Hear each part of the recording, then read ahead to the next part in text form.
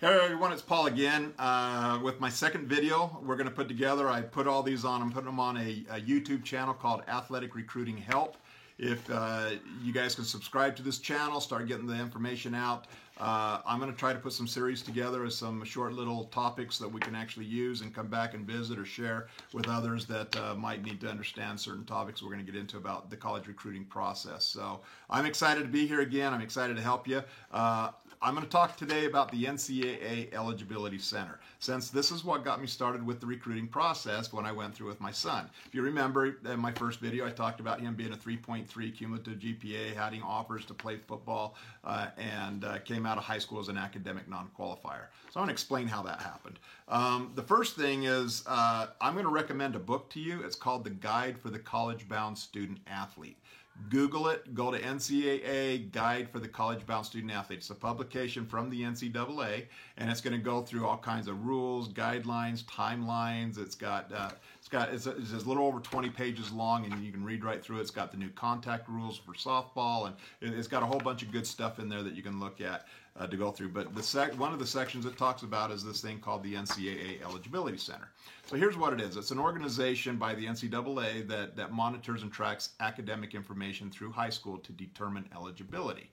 Obviously, the NCAA wants these kids to graduate with a degree in 4 years and keep graduation rates up. So that's the focus. So here's what's needed. You need to have a total of 16 core credits by the time that you graduate high school.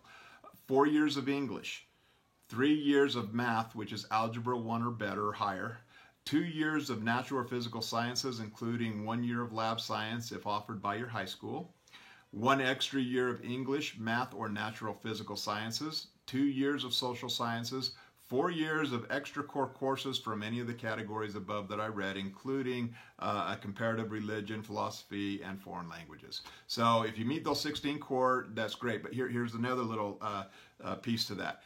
10 of the 16 core credits must be met by the opening day of classes of the 7th semester. That is your senior year of high school. So between your freshman year to your junior, by the end of your junior year, 10 of those core credits a minimum must be met. So make sure you take care of that. Now, my son got the 16 core. That wasn't the problem. It was this sliding scale that got him in trouble. And I use this and pass this form out by the NCSA, the Next College Student Athlete. They provide all this great material stuff that we send out and give to all the kids. So this sliding scale, it goes from a 3.550 core GPA, and you'll see that there is a core GPA all the way down to about a 2.0, which gets in from a 2.3 to 2.0 in this shaded area.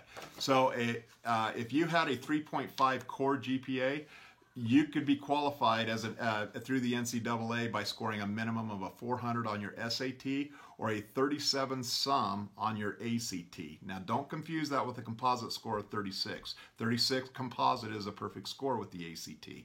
So a 37's really low. It's so if you take a look at that, it's a sum. So you're looking at the total of all the tests that you take within that one test. To come up with it. So if you had a 2.3, which is now the requirements, a 2.3 core GPA is required to be eligible. You have to score a minimum of a 900 SAT or a 75 ACT. Now, if your core GPA is 2.299, so just under that 2.3 to a 2.0, you are automatically an academic red shirt year. So if you get a scholarship, so if you Division I FBS schools, they find a really good athlete who's struggling a little bit academically through high school, graduates, you can still move on and be part of the team, but you're on an automatic academic red shirt year. If you don't get your grades up, then there's going to be other consequences that go from there. So those are the core courses. That's what got my son in trouble. Remember, 3.3 cumulative, but when you looked at those D's in 9th grade and C's, and we looked at his overall core GPA, he was well below that 3.3, which means he had to score higher on his ACT, which he missed. Therefore, that took us to a junior college route, just like his dad. So that's the NCAA eligibility. You should register as early as you can through high school, I would say. Sophomore year, you can get in. There's two types of accounts. You can just get a profile account. Doesn't cost anything. And get it set up and get things going going so you can start tracking it. And then when things in the recruiting start speeding up for you and having by your junior year, end of sophomore year, junior year time frame, you should actually have a certified account, which is where you're going to have to pay the fee to the NCAA. It's there. You can it's under $100. So you're going to pay your fee to the NCAA and get that registered. They also check your amateurism status as well. So get that book, The Guide for the College Bound Student Athlete. Google it, read it. It'll be great. It's got a lot of information. Tomorrow, I am going to be at Fairbrook High School in San Diego, or Fairbrook, California, which is the outskirts of San Diego. I'll be there at 6:30 in the auditorium. And this is on Monday, December 10th, 2018.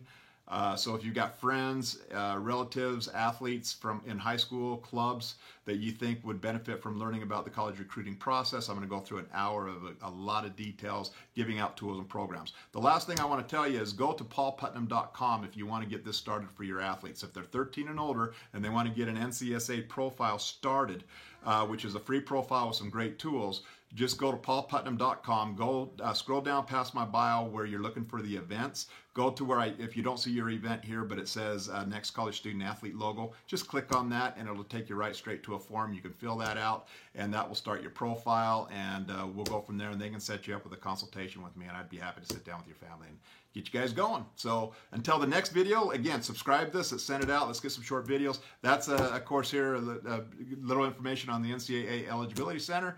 Make some comments if you want to reach out to me as well. Talk to y'all later, and till the next one.